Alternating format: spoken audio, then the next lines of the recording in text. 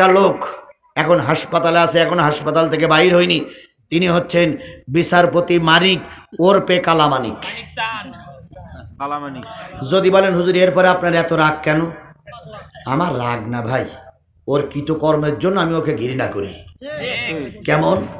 আল্লামা সাঈদীর যখন আমৃত্যু রায় হয়, রায়ের আগে 5 জন বিচারপতি এক জায়গায় একটা বোর্ড করেছিল, ওই 5 জন বিচারপতির সামনে আল্লামা সাঈদীর রায় লেখা হবে। এবার রায়ের আগে ওই সরকারি পক্ষের উকিল আল্লামা সাঈদীর কাছে যেয়ে বলতেছে, হুজুর আপনার তো রায় হবে, তো আমরা কিছু প্রশ্ন জিজ্ঞেস করতে চাই, প্রশ্নের উত্তরগুলো দেবেন আপনি। হুজুর চুপ করে দাঁড়াই আছেন। সরকার পক্ষের উকিল বলতেছে, হুজুর আপনার এই মামলার আর্জিতে লেখা আছে আপনি নাকি 12 বছরের শিশুর থেকে শুরু করে 60 বছরের বুড়ি পর্যন্ত ধর্ষণ করেছেন। ভাই এটা আমি বানাই বলতেছি না, ওই সাঈদী সাহেবের কেসের আর্জিতে লেখা আছে। এবার সরকার পক্ষের উকিল বলতেছে, ভাই হুজুর আপনি যখন 60 বছরের বুড়ি মানুষটারে ঘরের ভিতরে নিয়ে ধর্ষণ করলেন, আপনার তখন বয়স ছিল 22-24 বছর। 24 বছরের একটা যুবক 60 বছরের একটা বুড়িকে যখন ধর্ষণ করলেন, তখন আপনার কেমন লাগলো? আল্লামা সাঈদীর চোখ বেয়ে টপ টপ টপ টপ করে পানি পড়তেছে। মালিকের কাছে কান্দে, মালিক ধৈর্য ধারণ করলে তুমি খুশি হও, কিন্তু আর কতটুকু ধৈর্য আমাকে সইতে হবে আমি জানি না। এবার আবার বিপক্ষের উকিল বলতেছে, হুজুর হিন্দুদের একটা বউ নিয়ে যাচ্ছিল আপনার ঘরের সামনে দিয়ে, আপনি সেই নববধূটারে পালকির থেকে নামিয়ে আপনার কামরার ভিতরে 7 দিন পর্যন্ত রেখে ধর্ষণ করেছেন। ওই হিন্দুটার বুকে মাথার সিঁদুর আপনি মুছে দিয়েছেন। 7 দিন পরে ওই হিন্দু মহিলাটারে তার স্বামীর কাছে ফিরিয়ে দিয়েছেন। এই যে নববধূরে নিয়ে ধর্ষণ করলেন, আপনার কেমন লাগলো? আল্লামা সাঈদী নীরবতা পালন করলেন। এরপরে উকিল বলতেছে, ও বড় হুজুর আপনি নিজেকে বিরাট বড় বলে মনে করেন। ক্লাস 3 যাচ্ছিল, ক্লাসে যাচ্ছিল একটা মেয়ে, ক্লাস 3 পড়ে। মেয়েটার আপনি ধরে নিয়ে ঘরের ভিতরে গেলেন, হাত বেঁধে পা বেঁধে মুখ বেঁধে ধর্ষণ করলেন, শেষ পর্যন্ত এই মেয়েটা মারা গেল। আপনার কেমন অনুভূতি লাগলো? আল্লামা সাঈদী কোরআন শরীফটা বুকের পরে করে নিয়ে পানির বোতলটা নিয়ে কান্দে আর কয়, মালিক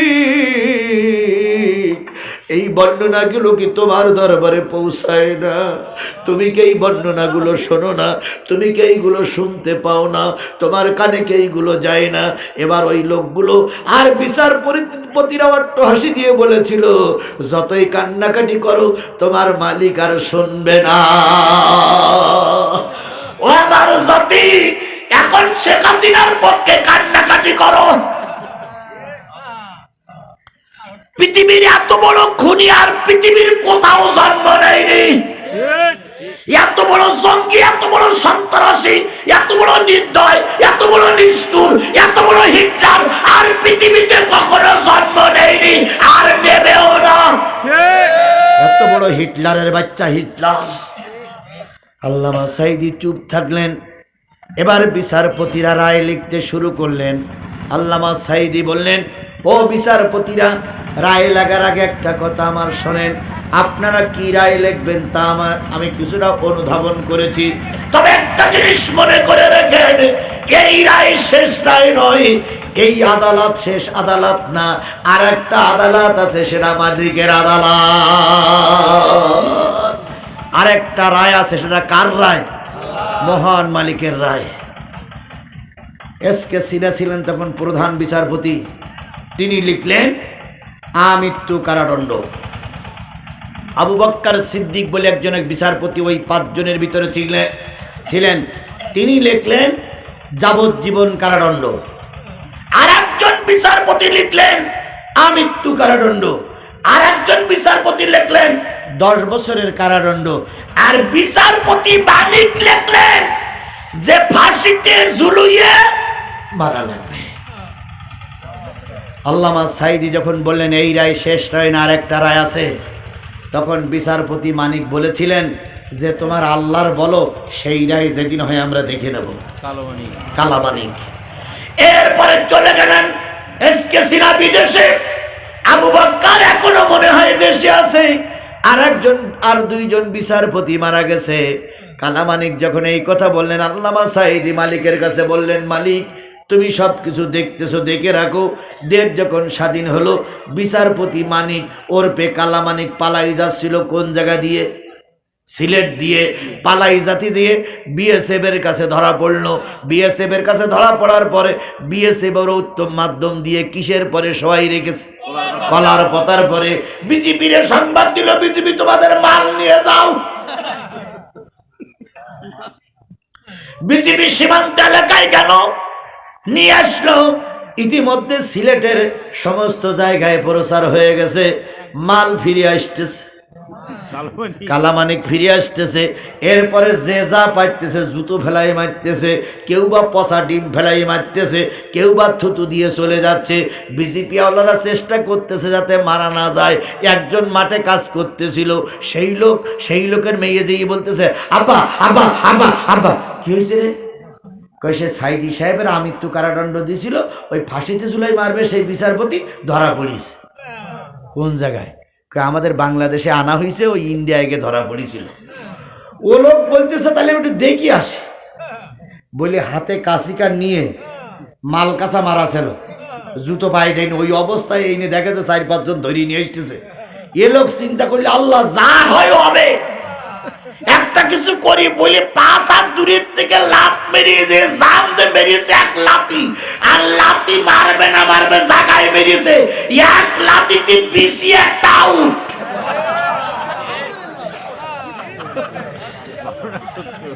কি আউট?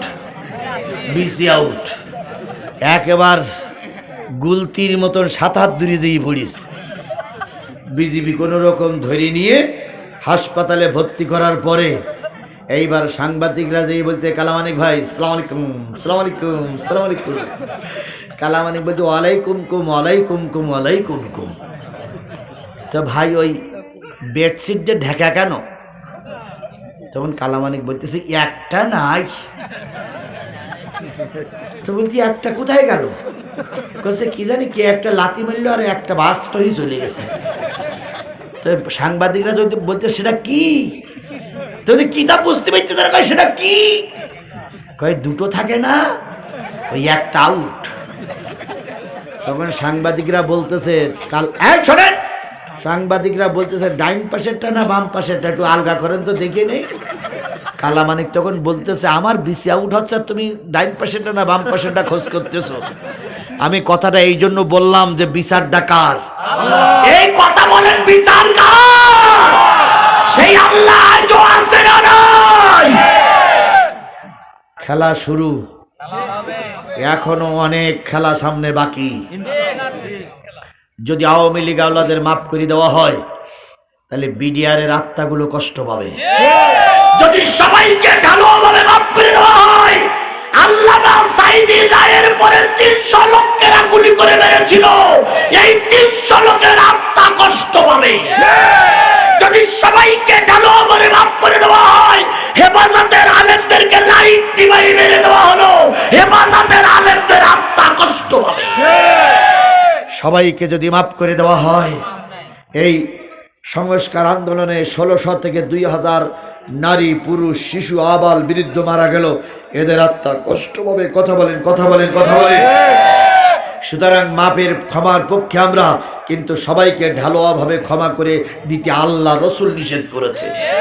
আল্লাহ রসুল সবাইকে ক্ষমা করে দিয়েছিলেন, কিন্তু বলেছিলেন 14 থেকে মতান্তর 18 জন লোককে আল্লাহ রসুল বলেছেন এদের ক্ষমা করা যাবে না। এরা যদি কাবার গেলাম ধরেও কাঁদবে, সেখানেই হত্যা করবে। আর রাহিকুল মাকতুব বইটা যদি কারোর বাড়িতে থাকে দেখে নেবেন, চিহ্নিত শত্রুদের রসুল ক্ষমা করেননি। গল্পটার মানে সূচিপত্র লেখা আছে, চিহ্নিত শত্রুদের রসুল ক্ষমা করেন নেই। ওখানে 14 থেকে 18 জন লোকের নাম আছে। তার ভিতরে একটা লোক ছিল, তিনি হচ্ছে কাবার গেলাপ ধরে কাঁদতেছিলেন, আল্লাহ তোমার রসুলকে একটু পরিবর্তন করে দাও, রসুল যেন আমাকে ক্ষমা করে দেয়। এবার একজন এসে বলেন, ইয়া রাসূলুল্লাহ ওই লোক কাঁদতেছে। হুজুর বললেন তরবারি নিয়ে ওই কাবার গেলাপের সামনে ওর খুন করো। তাই আল্লাহ রাসূলকে কত কষ্ট দেওয়ার পর রহমতের নবী এদের ক্ষমা করেন নাই। সুতরাং শেখ হাসিনার ক্ষমা করে দিলে গোটা দেশের 18 কোটি মানুষের কষ্ট হবে। আর ওবায়দুল কাদেরের যদি পাই আমি কোনোদিন, আপনাদের কারণ লাগবে না, আমি একলাই 100। কি কায়দায় মিসকে মিসকে হাসতেন আর কব বলতেন খেলা হবে খেলা হবে। আর আমরাও খেলতে চাইতাম, কিন্তু ওরা খেলা করতে কখনো রাজি হয়নি। আমার ভাইয়েরা, রাত অনেক হয়ে যাচ্ছে, আপনারা কষ্ট পাবেন। হযরত মুসা আলাইহিস সালামের বিরুদ্ধে কয়টা দোষ দেওয়া হলো?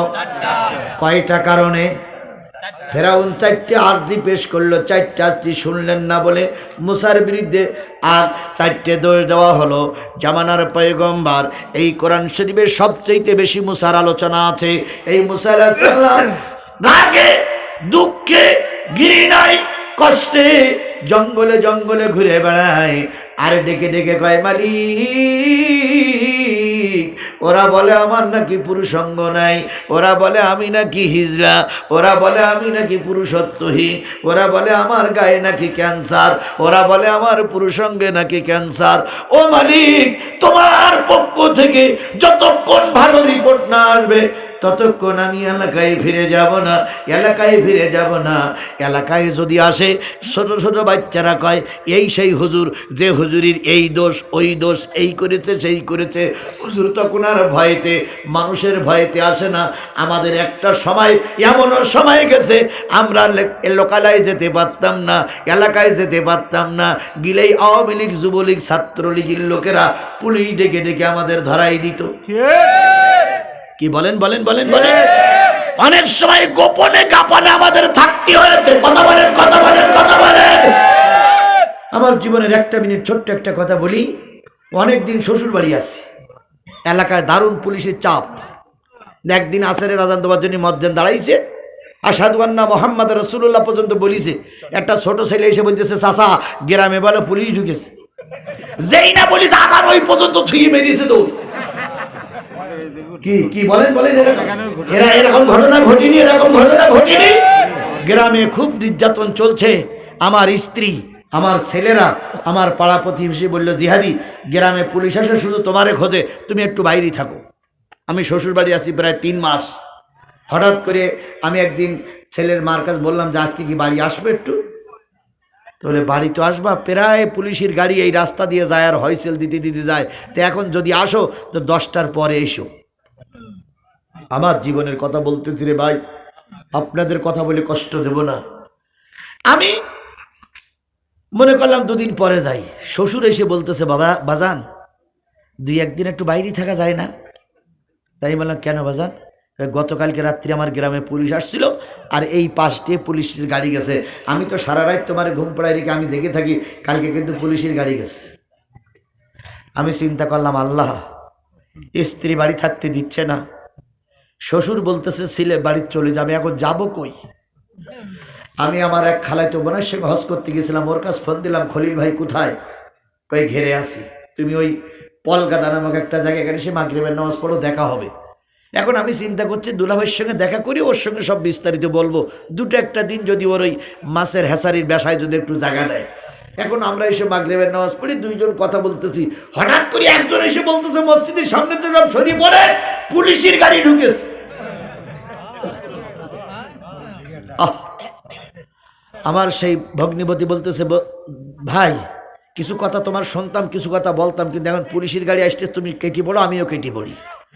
আমি যে তার বাসায় থাকবো বলে গেলাম, সে সুযোগটা আর হইল না। এরপরে আমি চিন্তা করলাম আল্লাহ তোমার এত বড় দুনিয়া এত ছোট হয়ে গেছে, এখন কোথায় যাই? মোটরসাইকেলটা নিয়ে অন্যদিকে একটু দাঁড়ালাম, পুলিশের গাড়ি চলে গেল। আবার ওই রাস্তায় রাস্তায় ঘুরে বেড়ায়, ঘুরতে ঘুরতে ঘুরতে ঘুরতে এখানে এসার দোকানে, ও মিষ্টির দোকানে মুখ ঢেকে বসতে বসতে রাত তখন 1টা বাজে। আমি স্ত্রীর বলতেছি কি কি করব বলো তো? তোমার আব্বা বললো যাওয়া যাবে না, তুমি বলতেছ বাড়ি আসা যাবে না, তাহলে আমি এখন যাব কই? বড় ছেলেটার কাছে ফোন দিলাম, আব্বু বাড়ি কি একটু যাওয়া যাবে না, আমি রাস্তায় পড়ে মরবো। বড় ছেলেটা বললেন আব্বু আপনি আসেন, দেখা যাক কি হয়। আমি গ্রামের ভিতরে ঢুকে আধা ঘন্টা আধা কিলোমিটার আগে বললাম অমুক বলে তুমি দাঁড়াই থাকো। ও দাঁড়াই থাকলো। দাঁড়াই থাকার পরে এবার আমাকে ওখানে নামাই দেওয়ার পর আমি মাঠের ভিতর দিয়ে চিকন রাস্তা দিয়ে বাড়ি আসলাম। আরও মোটরসাইকেল কানা নিয়ে বাড়ির ভিতরে ঢুকলো। মোটরসাইকেল কানা নিয়ে বাড়ির ভিতরে ঢোকার পর সারাটা রাত, বিশ্বাস করুন কোরআন শরীফ সামনে, সারাটা রাত ছাদের পরে বসে দাঁড়িয়ে চকি পাহারা দেওয়া লেগেছে যে কখন পুলিশ ঢোকে। হঠাৎ করে দেখলাম দুটো লাইট আমার বাড়ির সামনে রাস্তা দিয়ে মারতে আসে। রাত তখন 3টে বাজে। এই দেখে ওইখান থেকে ছাদের থেকে লাভ মেরে অনেক দূরে যেয়ে পালাই আত্মগোপন করে থাকলাম। কিছুক্ষণ পরে দেখলাম ওরা পুলিশ না অন্য লোক। এইভাবে করে কষ্ট করে আমাদের মাসের পর মাস, বছরের পরে বছর কাটাতে হয়েছে। এই মুসলমান কথা বলেন। আমরাও তো ক্ষমায় বিশ্বাস করি, রসুল ক্ষমায় বিশ্বাস করেছেন, আমিও তো ক্ষমায় বিশ্বাস করি। যখন ওদেরকে সামনে দেখি তখন এই ইতিহাসটা আমার মনে পড়ে, এই ইতিহাসটা আমাদেরও মনে পড়ে। তখন মনে হয় যে এদেরকে না মেরে কিছু করা যাবে না, কিন্তু উপরের নির্দেশ প্রতিশোধ নেওয়া যাবে না। এই জন্য অনেক সময় কষ্ট বুকে ধারণ করে চলতেছি। সব কষ্ট সেদিন দূর হয়ে যাবে যেদিন শুনবো আমার দেশটা কোরআনের দেশ হয়ে গেছে। আমি আপনাদের কাছে একটা ওয়াদা করতে পারি, আপনারা কি, আমি আপনাদের কাছে একটা ওয়াদা করবো, আপনারা কি ইসলামের খাতিরে একটা ওয়াদা করতে পারবেন? সে ওয়াদাটা হলো, আমি আজিজুল ইসলাম জিহাদি, আমার বাড়ি কোন জায়গায় বলেন তো? সাতক্ষীরা জেলার 4টা সিট। একজন হলো মুহাদ্দিস আব্দুল খালেক, আরেকজন হলো মুহাদ্দিস রবিউল বাশা, আরেকজন হলো অ্যাডভোকেট ইজ্জতুল্লাহ, আরেকজন হলো বীর মুক্তিযোদ্ধা গাজী নজরুল ইসলাম। আমি এই কোরআন শরীফ শপথ করে আপনাদের সামনে বায়াত গ্রহণ করছি। আল্লাহ যদি সাতক্ষীরার মানুষদের বাঁচাই রাখে আর আমাকে বাঁচাই রাখে, আমি ওই 4টা সিট কোরআনের জন্য উপহার দেব ইনশাআল্লাহ। আমার সাতক্ষীরার 4টা সিট বাংলাদেশ জামাত ইসলামীর জন্য জাতীয় সংসদ হিসাবে 4 জন এমপিকে উপহার দেব। আমি আমার সাতক্ষীরার থেকে 4টা এমপি দেব। আপনারা শেরপুরের মানুষ কি শপথ নিতে পারবে যে আপনারা এই শেরপুর বাড়ির থেকে একজন জাতীয় সংসদ সদস্য 300 আসনের ভিতরে উপহার দেবেন? আপনারা এটাকে আপনারা বলতে পারবে? ও জাতি শপথ দিতে পারবা? আমরা যদি 4টে দিতে পারি, আপনারা একটা দিতে পারবেন না? আপনারা একটা দিতে পারবেন না? ওই নন্দীগ্রামের থেকে পাশ করবো না, আপনার দেখার দরকার নাই। ওই আমি ওখানে বলছি না, ওই বগুড়া শহরের থেকে পাশ করবো, ও দায়িত্ব আপনার নয়। আপনার দায়িত্ব শেরপুরের মাটির থেকে একজন কোরআনের সৈনিক উপহার দিতে হবে। আপনার কাজ আপনি করবেন, আমার কাজ আমি করব। কিছু লোক এসে বলবে অমুক জায়গায় লাইন খারাপ, অমুক জায়গায় লাইন খারাপ, আপনি ঠাস করে উত্তর দেবেন সে জায়গায় যা হয় হোক, আমার এই জায়গার থেকে আমি যারে উপহার দেব সে কোরআনের সৈনিক। আপনার জায়গা আপনি সামলান, আমার জায়গায় আমি সামলাবো। গোটা দেশ সামলাবে জামাত নেতৃবৃন্দ। আপনার গোটা দেশের দায়িত্ব না, আমারও গোটা দেশের দায়িত্ব না, কিন্তু আপনার দায়িত্ব আপনার এলাকার। এবার আমি কোরআন শরীফ শুয়ে বলতেছি, যদি আপনার দায়িত্ব আপনি পালন করেন, আমি সাদা কাগজে লিখে দিয়ে গেলাম, ভাই আগামী সংসদ হবে কোরআনের সংসদ, আগামী গণভবন হবে কোরআনের গণভবন, আগামী বঙ্গভবন হবে কোরআনের বঙ্গভবন। বিশ্বের সবাই যদি একজোট হয়, ইসলামী আন্দোলনকে ঠেকানো যাবে না। আল্লাহ যেন সেই দিনটা আমাদের দেখার তৌফিক দান করেন। এই জন্য আজকের থেকে নারী পুরুষ যে যেখানে আছে সবাই ময়দানে লেগে যাবো ইনশাল্লাহ। 2 মাস পরে লাগবো, 2 দিন পরে লাগবে, এই সময় আমার হাতে নাই, আপনারও হাতে নেই। আমাদের সবাইকে ময়দানে কাজ করতে হবে। আল্লাহ আমাদের সবাইকে কবুল করুন। মুসা আলাইহিস সালাম জঙ্গলে ঘুরে বেড়ায়, কয়টা দোষ? আরো জোরে বলেন। আল্লাহর কাছে কান্দে, আল্লাহ তুমি কি আমার দিকে একটু খেয়াল করো না? আল্লাহ বললেন, মুসা রে ধৈর্য ধর, আমি আল্লাহ পাক তোর নিষ্কলুষ করে দেব।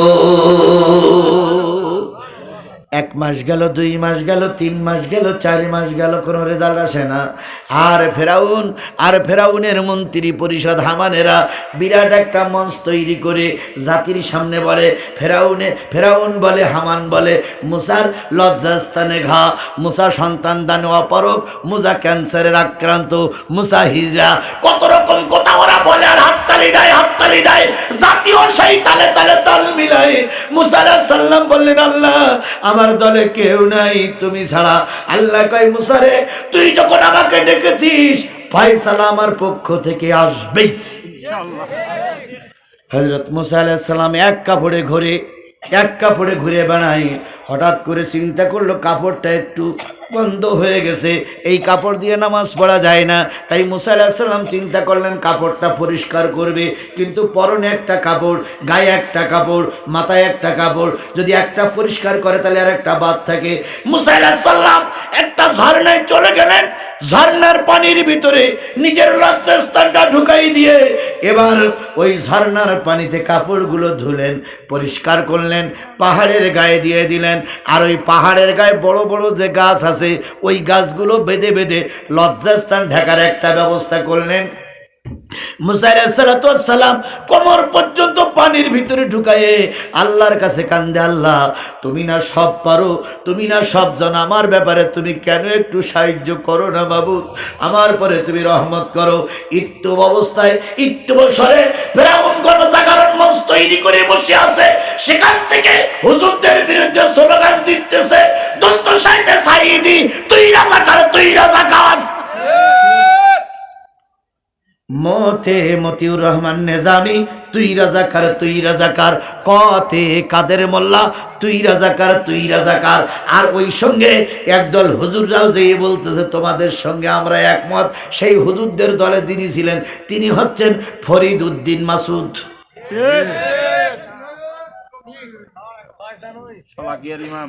শোলাকিয়ার ইমাম। এরা গণজাগরণ মঞ্চ করে, পৃথিবীর ইতিহাসে সর্বপ্রথম গণজাগরণ মঞ্চ তৈরি করেছিল ফেরাউন। কার বিরুদ্ধে? কার বিরুদ্ধে?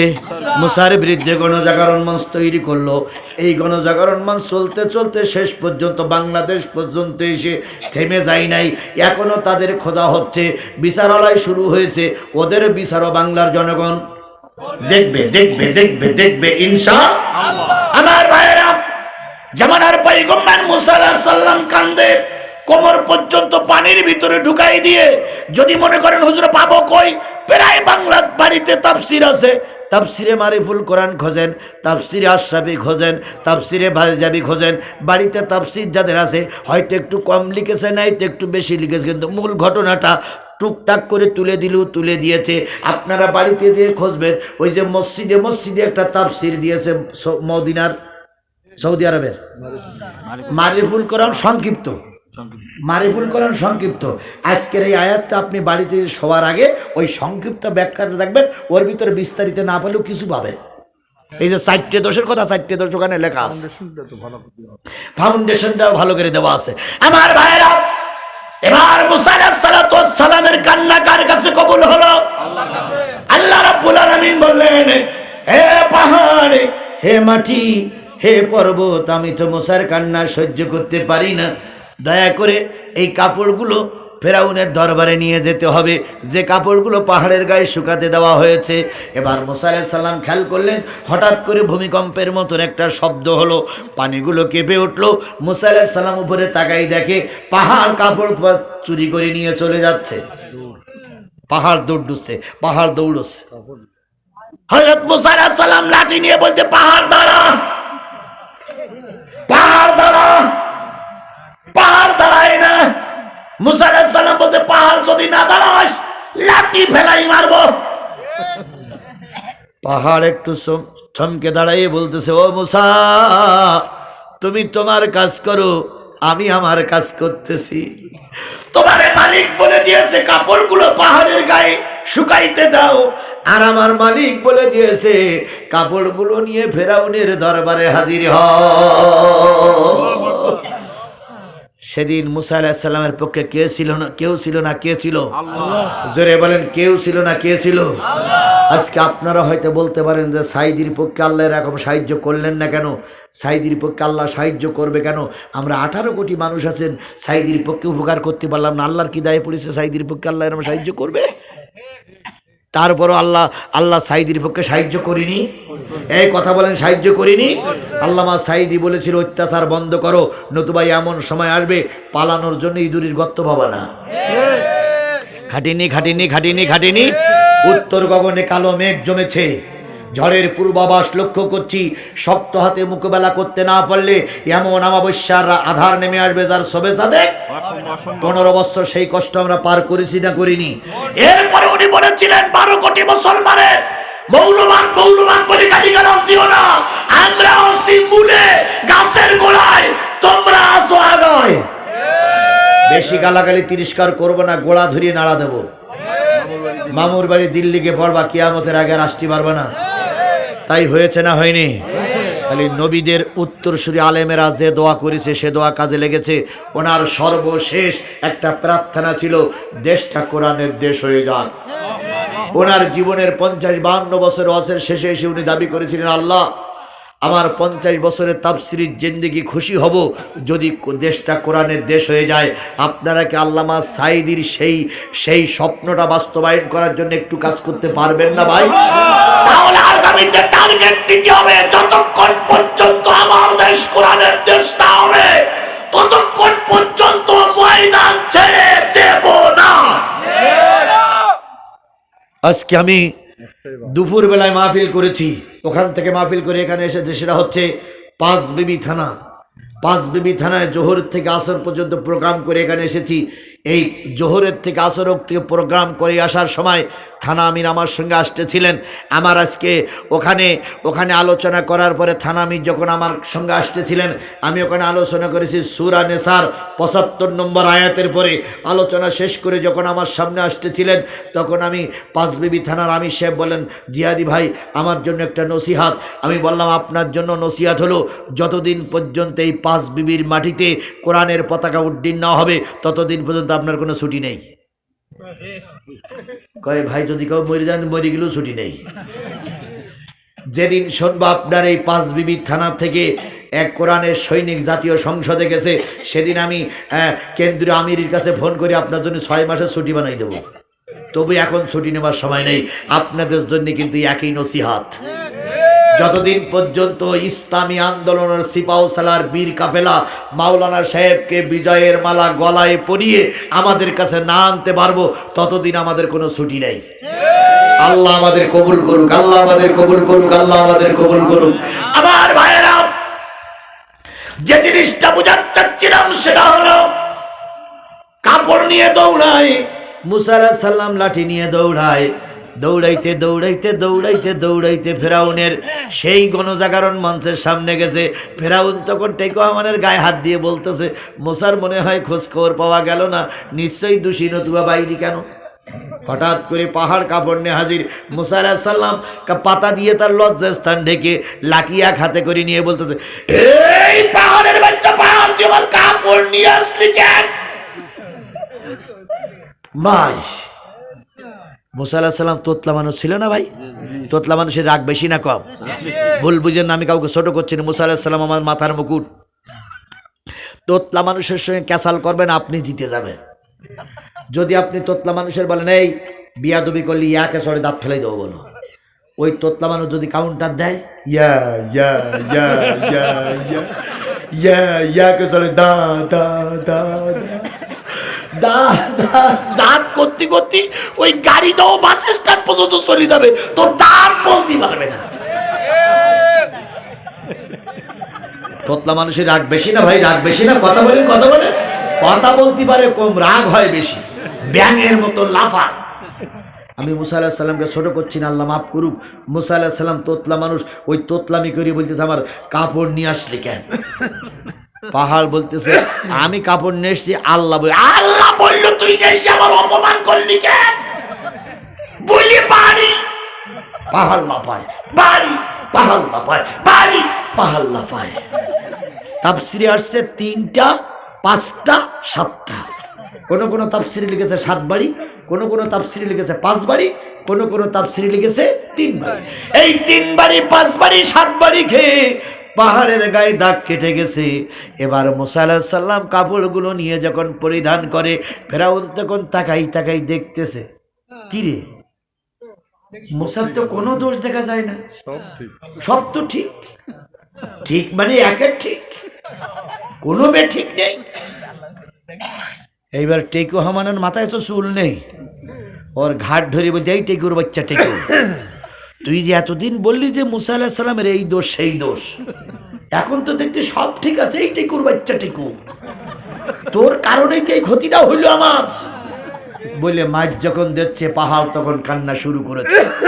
পাহাড় কান্দার কয়, মালিক কাপড় চুরি করতে বললে কেন, আর মাইল খাওয়াইলে কেন, আমার বিচার করা লাগবে।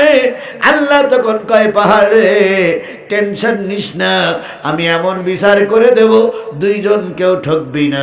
পাহাড় তখন বলতেছে, আল্লাহ মাইর খালাম, এখন বিচারও এখন হবে, পরে কোনো বাকিতে কোনো কারবার নাই, তুমি আমার মায়ের খাওয়াইলে কেন, বিচার করা লাগবে। আল্লাহ রাব্বুল আলামিন বিচার করতে আসছে, মুসাকে এক পাশে বসাইছে, পাহাড়কে এক পাশে বসাইয়া আল্লাহ বিচার শুরু করবে। এই বিচারটা বলতে আমার আর মাত্র 2 মিনিট সময় লাগবে। তার আগে এতক্ষণ যে আমরা ওয়াজ শুনলাম, আমাদের জন্য কি কোনো শিক্ষা নাই? এই কথা বলেন, শিক্ষা নাই? সেই শিক্ষাটা আল্লাহ বলতেছেন, ইয়া আইয়ুহাল্লাযীনা আমানুত্তাকুল্লাহ,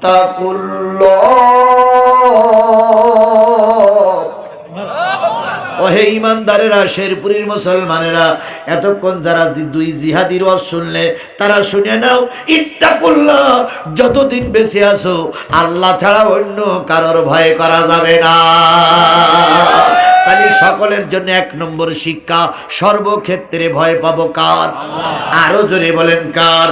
ইত্তাকুল্লাহ, আল্লাহরে ভয় করো। 2 নম্বর শিক্ষা হচ্ছে কুলু কওলান সাদীদা, সঠিক কথা বলো, যদি কাল্লা আলাদাও হয়ে যায় তবু মিথ্যা কথা বলা যাবে না।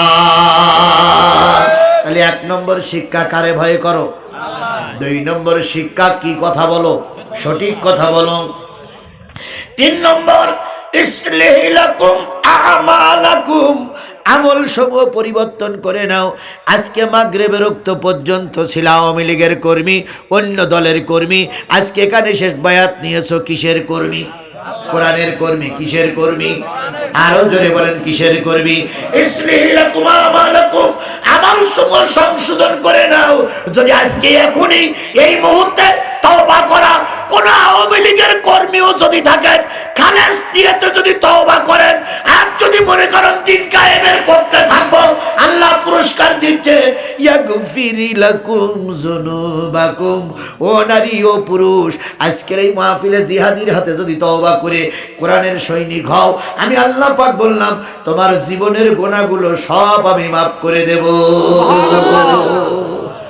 কার আমলনামায় একটা গুনাহ নেই? হাত তোলেন তো।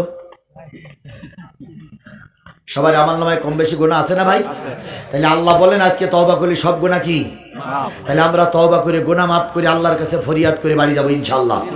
নারী এবং পুরুষ সকলের জন্য একই নসিহত, আল্লাহ সবাইকে তওবা করা তৌফিক দান করুন। ওমাইতিল্লাহ ওয়ার রাসূলহু ফাকাদ ফাযা ফাওজান আযীমা।